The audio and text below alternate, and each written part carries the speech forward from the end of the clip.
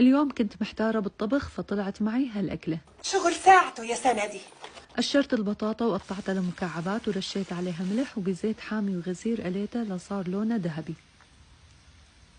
وهنا حطيت بالصينية شقفة من الدهنة، إذا مو متوفر عندكم ضيفوا سمنة أو زيت زيتون أو زيت نباتي.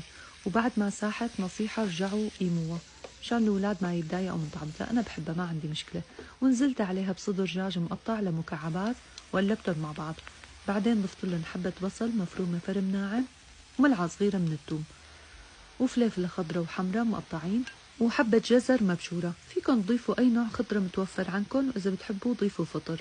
وضفت ملح، فلفل أسود، فلفل أحمر، شوية هيل بودرة وشوية كركم، وكمان حطيت شوية زيت زيتون بس ما طلع بالتصوير. بعدين ضفت لهم مي وغطيتهم تركتهم يستووا.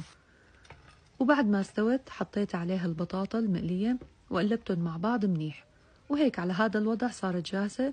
بس حبيت ضيف لها شوية جبنة أشقوان وجبنة الشدر، وفيكن تحطوها على النار وتغطوها لتذوب الجبنة أو تدخلوها الفرن. أنا دخلت الفرن شغلت 10 دقايق وهيك بعد ما طلعت بسم الله ما شاء الله شكلها بيفتح النفس. وهيك حسيتها خرجت تنعمل بسندويشات بتطلع روعة. بتحطوا عليها خس، مايونيز، توم. أنا حطيت توم ومخلل، عن جد طعمتها خيالية ولا أطيب من هيك سندويشة.